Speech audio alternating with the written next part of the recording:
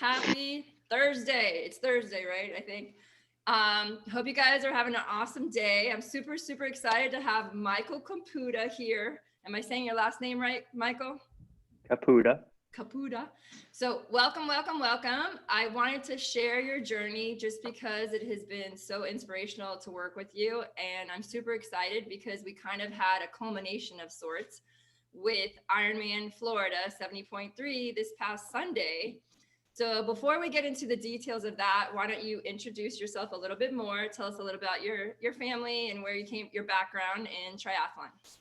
Yeah, absolutely. So my name is Michael Caputa. I just turned 45 years old in October. I have a wonderful wife, Ashley Caputa. We've been married for 13 years. I've got four amazing children. My oldest, Jada, then Chapel, then Benjamin, and then Luke. They're my inspiration. They're the reason for everything that I do. Yeah. My journey to triathlon is kind of a funky journey. I think we all have our own little special story to tell, but back in 2009, I had a friend who was doing some ultra running through the Grand Canyon, and I wasn't doing anything, but he inspired me. So I went to him and I said, "Hey, listen, I want to do this." And he told me that he was happy to have me come along. It was going to be a fun journey, and if I was going to do this, I had to sign up for a marathon. So I started running marathons back in the late 2009, 2010 to do this. And because I'm a competitive person, bye, Fernanda. Because I'm a competitive person, I started setting goals for myself. Those goals were to hit a sub 4 hour marathon. So I continued to train, continued the running aspect of all this, and finally hit that goal in September of 2016. Awesome. It was a great, and then I was stuck with what to do. What am I going to do now? Flash forward, one of our teammates and a dear friend of mine, Hunter Tully. Yeah. We had been hanging out, and he was already into triathlon, and he was like, "You need to get into triathlon." And I said, "Okay." I didn't know what I was getting into.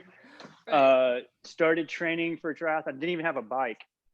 Started training for triathlon in January of 2017 by signing up for Ironman Boulder. Okay. 70.3 Boulder. Awesome. Yes. So I was swimming breaststroke for 100 yards because I'd never swam before. Wow. Had went out and bought a bike and just continued to train and signed up for some little races along the way and absolutely loved it and then fell in love. So my first half Ironman was Boulder 70.3, and I decided I was going to do a half Ironman every year. That was the new check the box thing for me. Right. But being competitive, Erinne, that it just being in these races wasn't good enough for me. So right. Setting goals, Boulder, it was like 6:07 or something, or like had just missed the 6 hour mark. And so wanted to go lower. So did Augusta in 2018 and they break. I was 5:59 in 40 seconds. So I got that goal. Awesome. But I wasn't seeing the gains, like, to go. Did you have a coach? Did you have a coach at that time? No coach. Okay. I was signing up for plans on Training Peaks and just kind of figuring it out. Right. I guess it was last summer. Hunter asked me to join him on a special event that he wanted to do to raise awareness for a nonprofit that he's very involved in for kids. And that was riding across America on a bike. And so he had been training with you. I had been hearing the stories about all of this. And then he told me that you were also on the team. So we finally met. I think it was like August of last year. That's right. I loved your passion. I could sense you have a strong desire to develop athletes. And I could tell that I was something that I might be interested in was actually getting some coaching from you. I had just finished the DeSoto, I think it was the Olympic in August at that time, and I got 5th place. And I was like, you know what? If I do any more races, I want a podium. Yeah. And I shared that with you at our first meeting. And you said, "Oh, I'll get you on the podium." And so I started training with you. I guess it was August of last year, September, around that time. Right. And we were shooting for Key West. Yeah. Key West was the race. Yep. Yeah. Key West Olympic. Yeah. And We trained hard. You brought in the holistic approach into my training. The training part was not what I was missing on. I mean, there was definitely some gains to be had, but it was a mental part, and it was the eating and the nutrition and all of the things that you represent in your classes and with your athletes. And that was the turning point for me. You know, we developed a holistic plan, and that plan included the training. That plan included the strength. That plan included the diet. That plan included the mental aspect of all of that. And we went to Key West. We made a plan. We were going to podium, and I couldn't believe it, because the year prior it was crazy weather. Last year it was perfect weather. Yeah. We get out there, and I just started working the plan. And actually, when I crossed the finish line last year, I think you were there. I was disappointed, because I had, my time was not where I thought it needed to be. Right. And so I was kind of just shrugging my shoulders, was grateful to do a good race. I PR'd it, but it's still, in my mind, I was thinking something totally different. Right. Walked over to get my times, and at that point realized that I had won my age group. Yeah. So and that's a podium. That's a podium. That's a podium. and here we are. So, and obviously moving forward through that, we had a rough year this year. Yeah. So real quick, I just want to touch base. So Michael and I do not see each other every day. He does not part of my training group every day in Florida. He doesn't live, or in Miami. He lives an hour north. So yes, we have had the opportunity to do sessions together when he's able to come down, and we're both on the same team for Ride Across America, which we are doing in 2021. So I have had the time to analyze him and get some video analysis and get some, video where I can give him more detailed instructions. But he's so committed to doing the work, and he just follows the instructions. I got to tell you, the instructions work, but only if you follow them, right? And so I do appreciate your work ethic for sure. And so that was the beginning of our journey. And like he said, we're going into 2020, which we thought was going to be RAM and all these other PRs that we were planning for. But honestly, all the races got shut down, right? So now begins the struggle, right? Do you keep training? Do you stay motivated to do Ironman Florida? It was originally North Carolina, right? So why don't you talk about that journey, about how it was originally North Carolina 70.3, and maybe we even had something, we didn't have anything in the spring because of rain. We did. We did. So I was planning on going back to the Grand Canyon to do the 50-mile ultra run through the canyon. I wanted to PR that. That got canceled. I had signed up for the Gulf Coast 70.3 in May. That got canceled. Shortly after, we learned that Gulf Coast had got canceled. RAM got canceled, and but we didn't stop training. I that's important, because we had every excuse to stop training. Exactly. Letdown after letdown after letdown of these races, but we kept forging through. And I guess it wasn't until, honestly, Erinne, if memory serves me correctly, it wasn't until September, late September, that we found out that 70.3, the Gulf Coast 70.3 was happening, because we were going to do, but the plan was to do North Carolina in October, and then a full in November. November in Cozumel.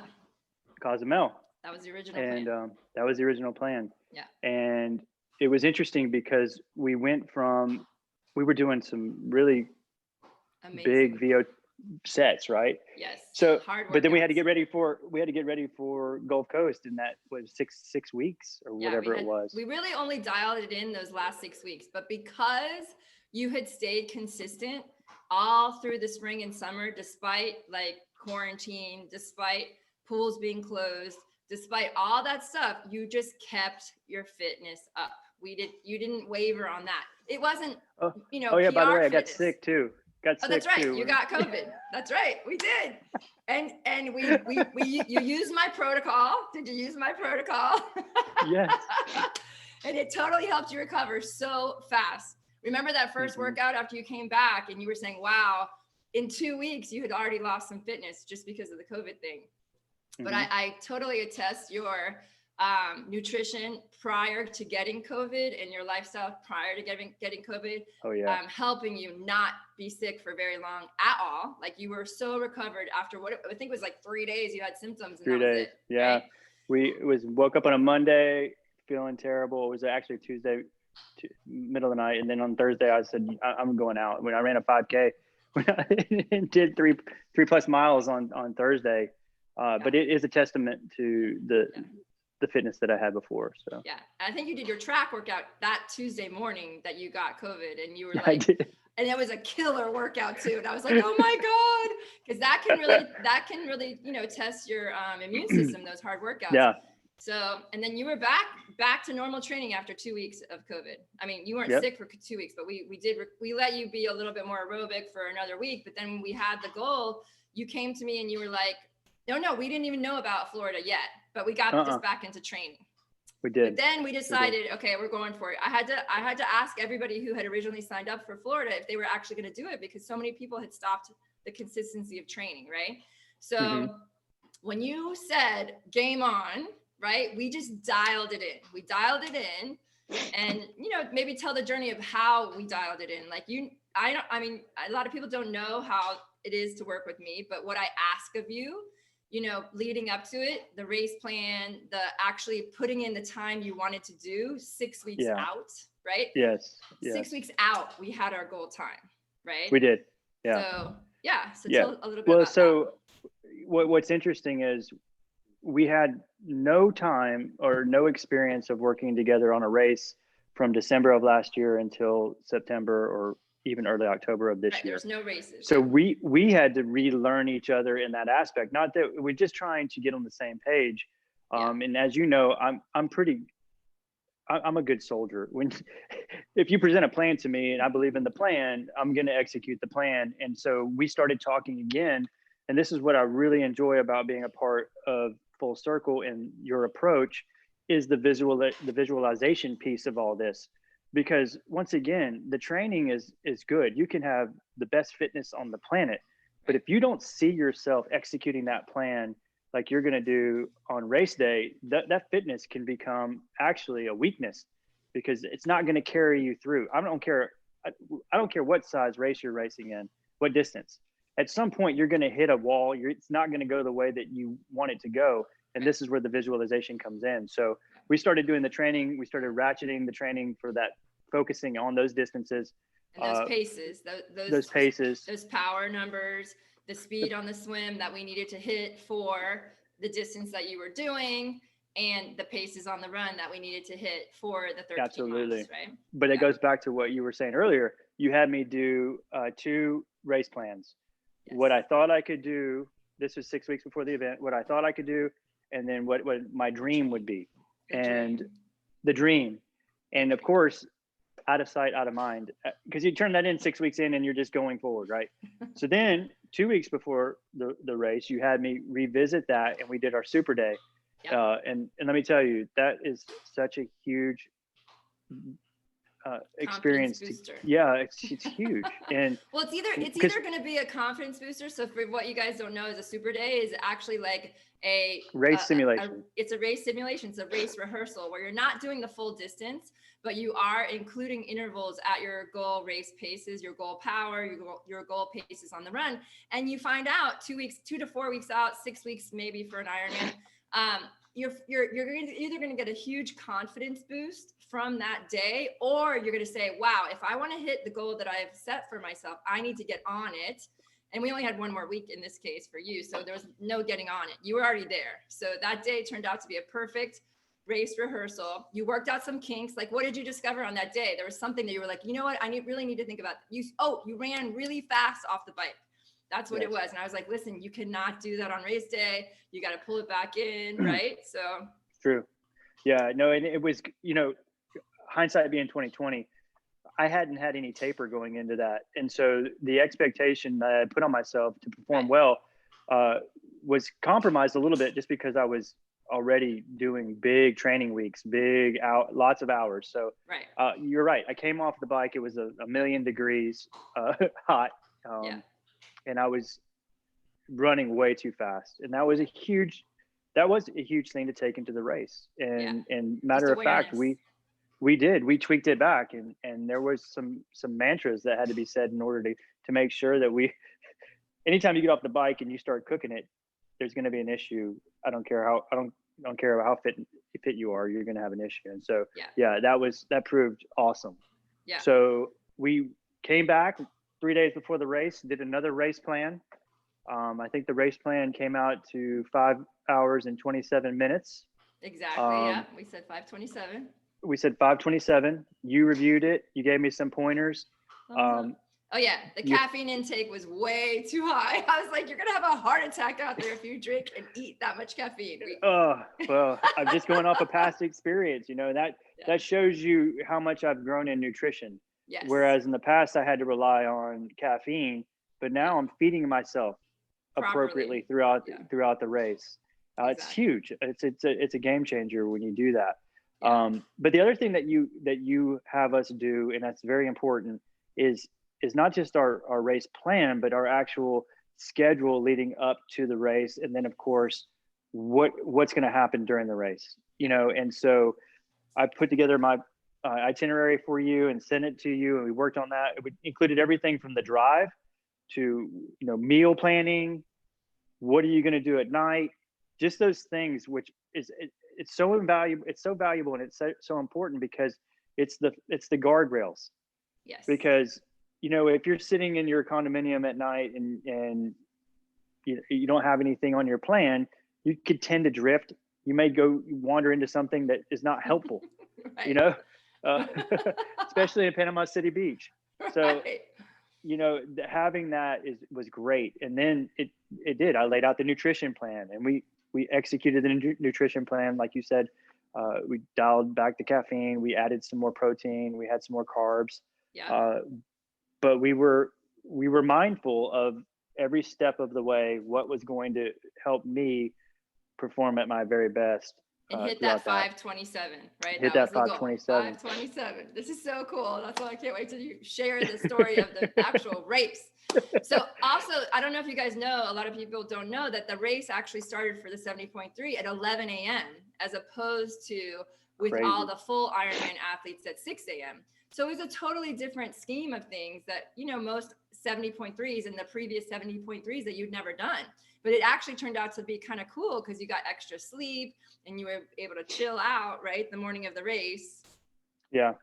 Yeah. That late start going in mentally, I thought was going to be an issue. And it was, it's new, right? Like everything is just new. Yeah. But COVID and all the details. There's no spectators. This particular race was also very difficult. I don't know if you got, a lot of my listeners or followers are Ironmen themselves and they have been to the races. I can tell you, you probably could have been another 5 minutes faster just because of the crowds, because you get so motivated being around everybody cheering and what I mean? And your family wasn't even able to be there. So if they had been there, it could have been even better, but it turned out pretty darn good as it was, right? It did, but the experience was completely, I want to use the word foreign because it was different. The only thing that was constant was the event, the exercise part of it, doing the actual disciplines, the biking. Yeah. Right. So we, because of COVID, they had transition pretty much well spread out, social distancing, but you had to wear a mask. So, and you couldn't actually leave transition once you got into transition until they were ready to take you to the swim. So I had to warm up with the little warm up that I did. I just ran around transition with a mask on, put my wetsuit on at 10:30.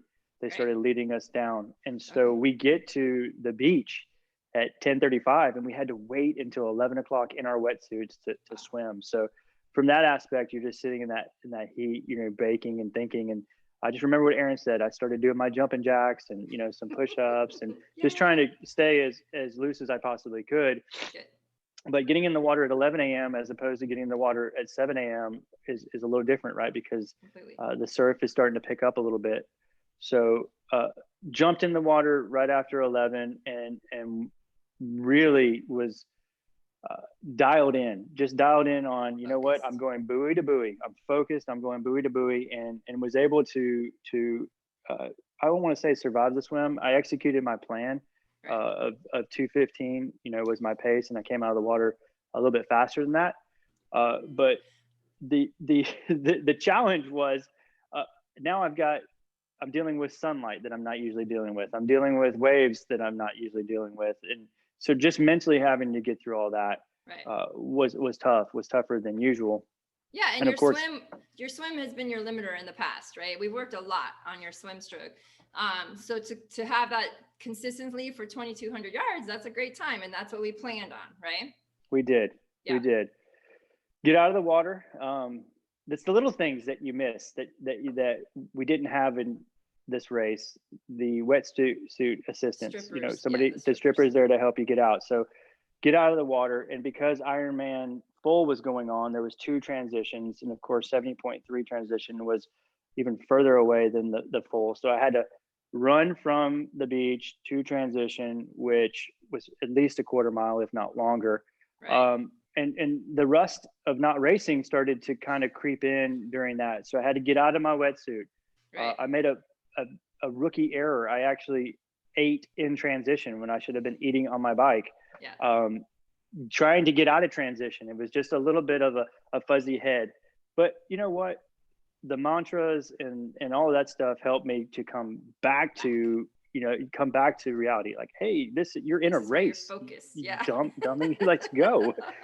And I knew that once I got on the bike, as soon as I got on the bike, that mental space was going to change completely, and it did. Got on the bike and we started heading out, but once again, being late, a little bit later in the afternoon, we had a pretty strong headwind. Yeah. Yeah, and that race, although it's flat, there's a lot of false fronts and there's a lot of rolling hills to get out. Yeah. And the other interesting thing was, you got to be very mindful of drafting, because while the field for the 70.3 was, under 500, there was still that many full Ironman participants on the course, and they weren't going as fast as we were, obviously. So you had to be really careful. I had to manage that mental, that was starting to take a toll on me. And then of course the nut butters were killing me. Yeah. And we're going to nix those for next race, right? Because we just We're going to discovered, nix those. So I'm a big fan of fat as a fuel source, but it is a little bit harder to digest. And when you're pushing a certain percentage of your output, your blood is not in your gut. So it's harder to break those down, and you were feeling that. So we learned a lesson there that we're not going to use those in the future. We're not going to use those. So we're going to try to work on averaging out that FTP, because, my race plan had me at 21 mile an hour average. So getting but mostly out to, we're focusing on your watts, right? So the watts was the key, because the watts were the key. Yeah. So we're trying to maintain that 185 to 200 average, and getting out there has no problem. It's just a little bit under like 180 ish. Yeah. And then coming back, we had the tailwind.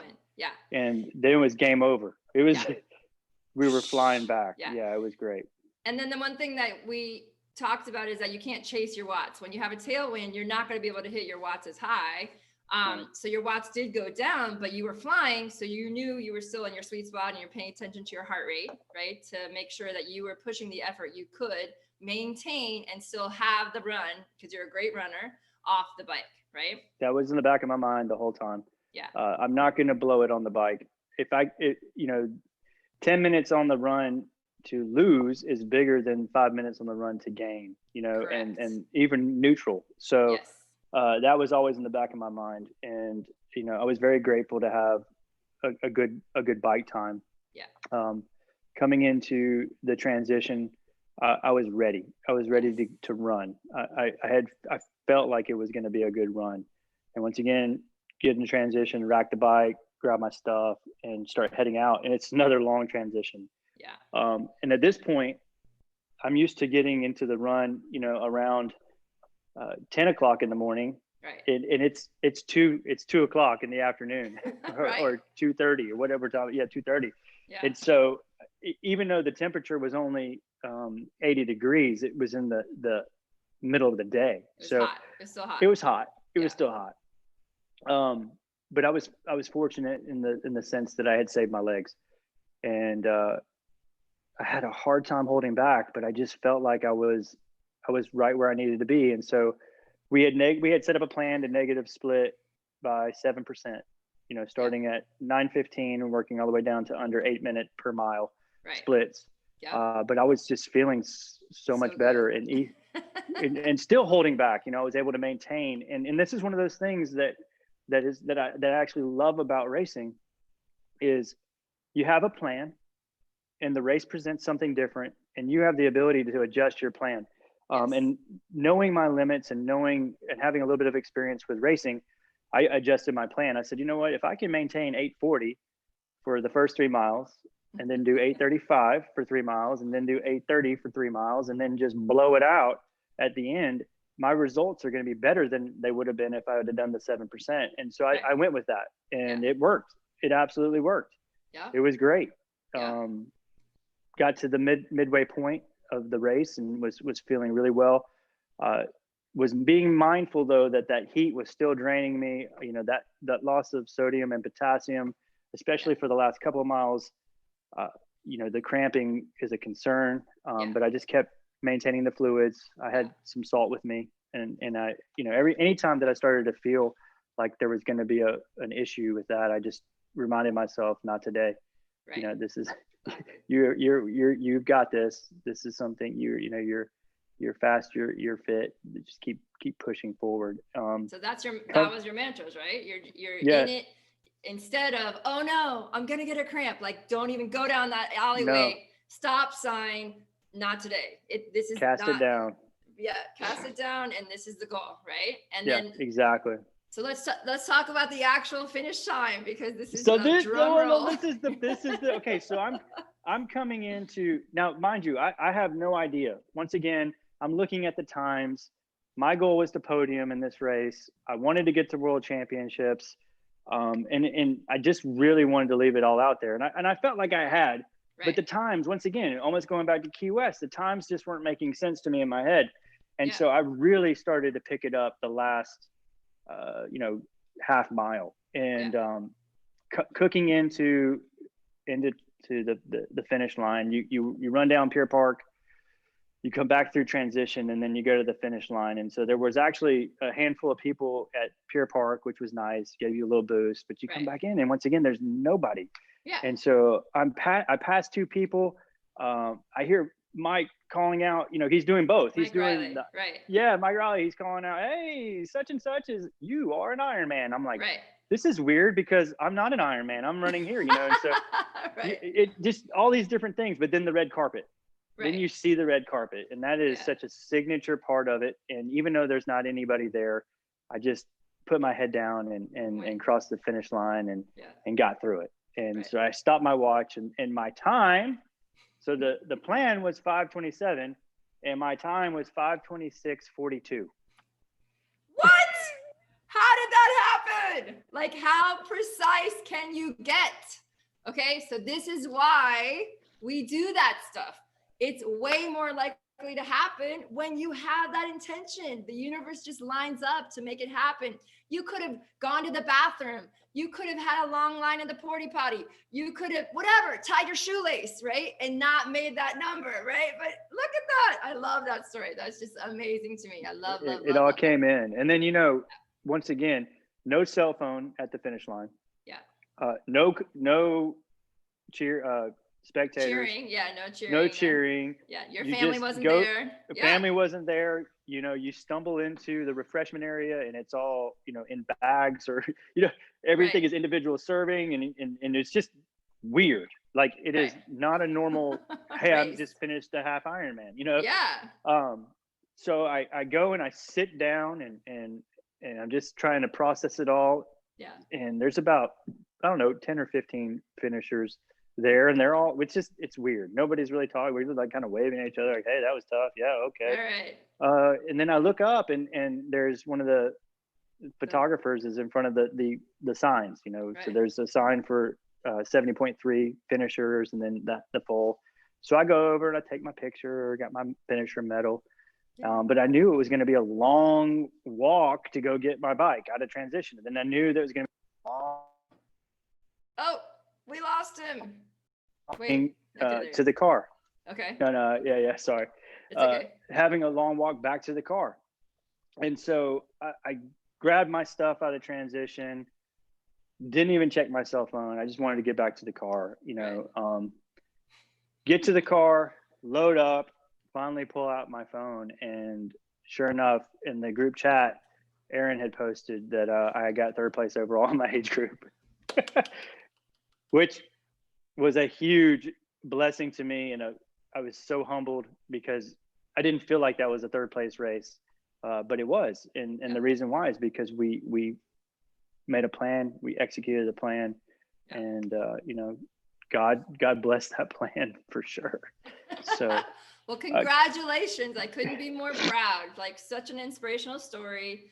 And way to just like stick with your plan, even though with all the different changes, like, you know what I mean? Like, from this whole year has been so unpredictable, and to culminate, coming into, the end of the year with such a success story, like how motivating for your own self, but also in being an inspiration to a lot of other athletes that were unsure about what's going to be happening in the future. And the fact that this race was held, I really thank Ironman for like breaking some barriers down as far as it is possible to be safe and to still have our triathlons, because we're all missing it so much. Yeah.